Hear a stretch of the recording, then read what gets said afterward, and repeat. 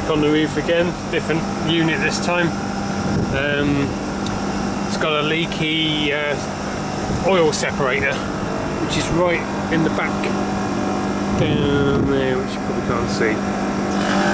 The new one's in that box, so probably got the electric panel out of the way.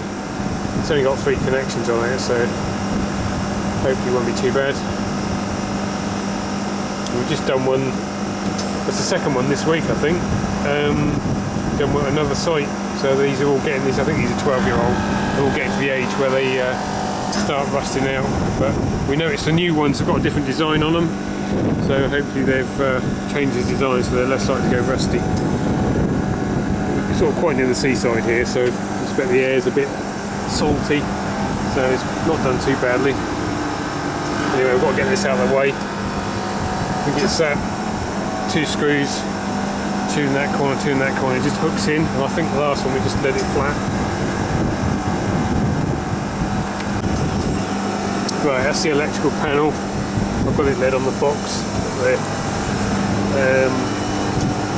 Thingy comes in. I've got these little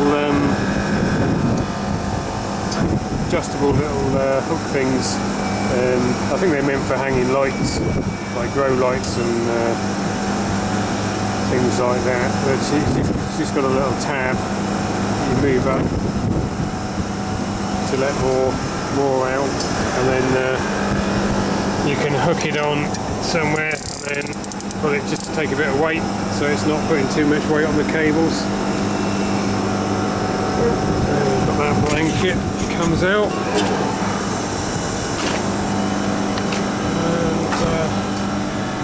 That's what we're getting at. So it's that connection there, that one there, and then the oil one.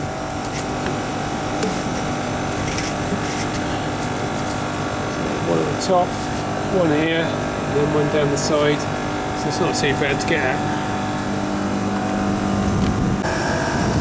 It's another little tool tip if you're working on these. The suction cap is quite big on certain models. Some of the other ones it's quite small, it's like that size, different design valve, but that. There we go.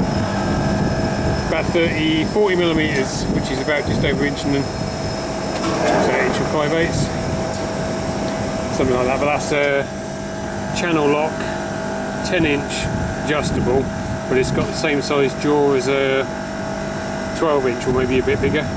And you can actually take the jaw all the way out, flip it around, put it back in. It's got a serrated edge, so if you're going to go around a pipe, it'll bite in, and you can use it as a pipe wrench. That's a channel lock, made in Spain by Irega, I think.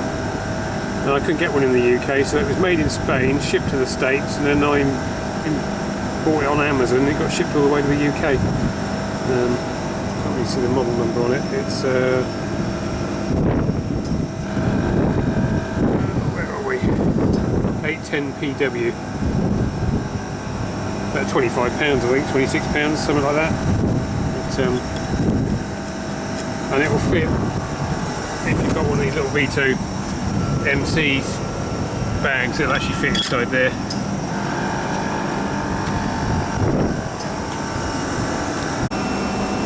Something I usually try and do if I'm going to be doing some brazing or something is, before I've lit the torch, is get in there and then just see if you can get all the way around it. And you might find that, you know, like the hose is too, like that was, the hose was getting a bit tight then. So before you get halfway through something and then find you can't move it any further forward, just give it a dry run. And then you can have a look and see where, if I'm brazing there, the flame's going to be sending heat off in that direction. Is there anything over there to set fire? And so on and so forth. That's what I intend to do.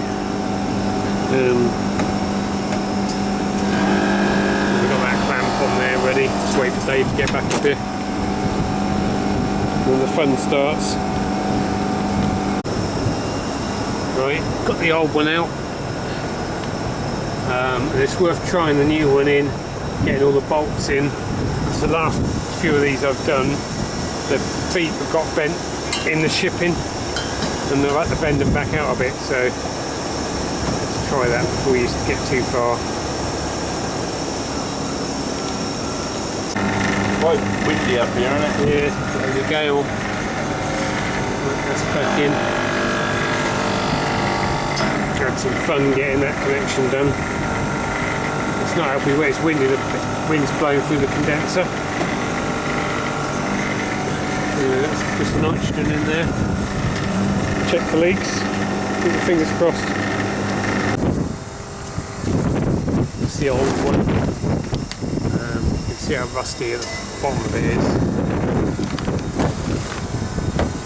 It's probably powder coated and it don't quite get into that joint. It rusts out. Now the new one, the feet are welded onto the side and they miss this bit out. So that's probably a bit.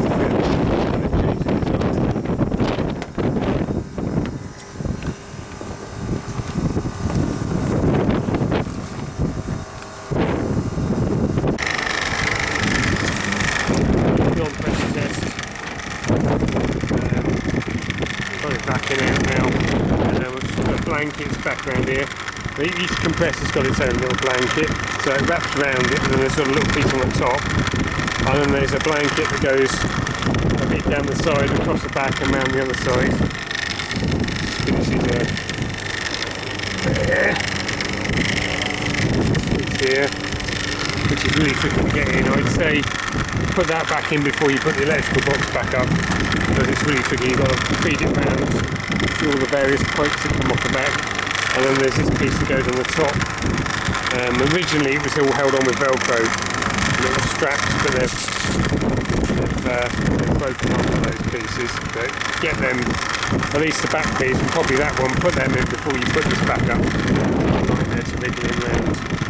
Otherwise it's taking you 15 minutes to get that bedding on there. It's alright when it's new, but where the heat and everything's been at it, it's dried out, it doesn't really want to bend. Well, you can see how it's all cracking up. Anyway, just waiting on a good vacuum now.